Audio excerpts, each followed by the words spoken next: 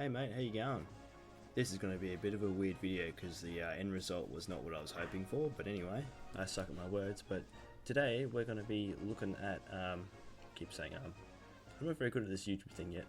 Today we have an attempt at trying to make a socket for the fuel pump on the back of the 2H motor. Unfortunately first I had to go and move everything out of the way, but that's not really relevant. So the main problem I'm having at the moment is that the fuel pump on the back of the 2H engine is a fixed speed. So there is a nut on the back of the fuel pump that you can use to actually adjust the fuel pressure itself. But once you twist the screw and adjust the fuel pump, you kind of have to just lock it off because that has to stay there.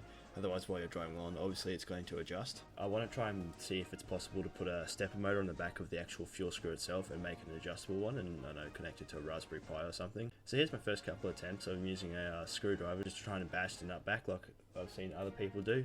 You can buy dedicated tools, but a lot of people say that they just break in the hands of when you're trying to use them. So you can see I'm still trying with the screwdriver, and then you see right here that the casting snapped, or the casting broke off. Like, I've never seen something do like that before, but it must be pretty fragile, so I'm just going to continue to try to do the same thing and break another nut off inside of it. I think it moved slightly there, but not enough to actually loosen it off entirely.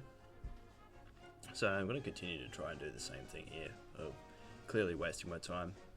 Went back to my shed and I found the anvil for an impact gun that I had sitting around, and it had like almost a similar shape to it. You can see is on the that fuel nut that I'm trying to fix up, and unfortunately it wasn't big enough to, it was either too big or too small, I don't exactly remember now, so it didn't exactly fit on there straight away.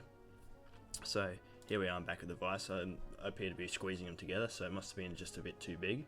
The pins were the right size, but I just kind of had to try and bend them back into a little bit so they would actually fit in the hole. Yeah, so you continue to squeeze it in, and it's about here. You can see that snapped off. I still went back to it trying to do it. I thought it was going to be a bit easier to actually grip onto the nut itself, just with the two of them. I thought it was be able to twist them, but nah. Anyway, next idea is to cut up a piece of steel pipe. Try and cut it with 3 fingers to actually bend them into place. So you can see I got it marked out. There is a grinder, obviously, to grind the steel out and cut away at the steel and effectively make those same pins that I had on that impact bit before. And you see here we've got everything lined out where it needs to be. I just need to continue going a bit further downwards so they're more like a pin shape and they fit in the hole. Looking very nice. And as we keep going along here, I'm going to continue to grind it away slowly by slowly and keep going and test fitting. Eventually get to here where you can see those fingers fit straight in there. So you can see the test piece here trying to fit it in. Yep, it fits pretty nicely, and it obviously fits all 3 ways. You can see I'm test fitting it there. Works pretty good. And we'll come back here with a finishing tool just to try and shape those pins a little bit more and make it a little bit easier to fit in.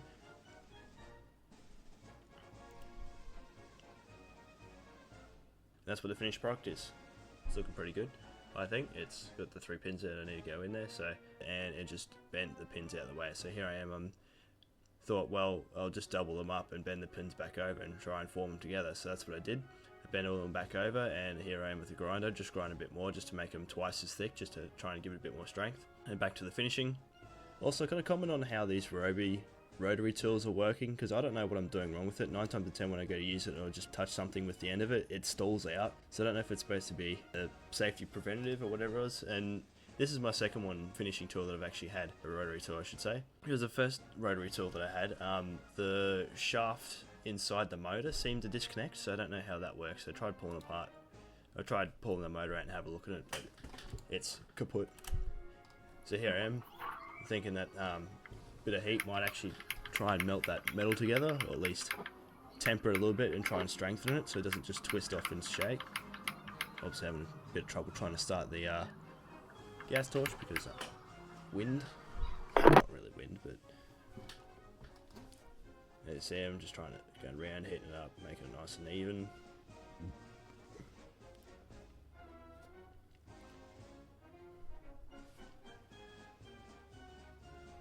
Yeah.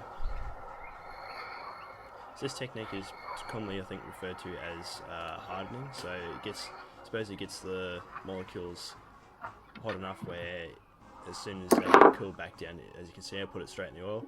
That's apparently going to harden the steel, so it's a lot more. It's a lot stronger, but it's a lot more brittle. It's what a lot of tools are used to harden them, so that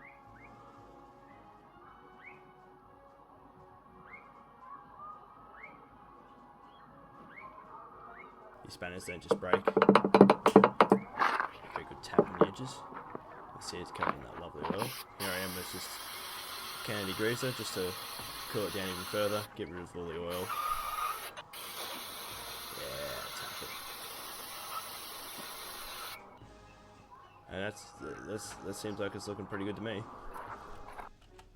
Unfortunately though, this idea never worked, because it did, as you could expect, it literally done the same thing as what the last one done. It just, as soon as I put it in the nut for that motor and gave it a twist, it just twisted straight off and snapped. So I'm honestly not too sure what I'm going to do about it. My next idea is to use hooks from a pegboard type thing, just to, because they seem to be about the right 5 or 4 mil hole. I'm probably just going to weld them together. So I'll have to revisit this in the future, hopefully. But yeah, that's my failed attempt at making a fuel nut extractor for a 2H engine, if that's what it's called. Alright. I know I suck at making tools, don't come at me, okay? Bye, duh.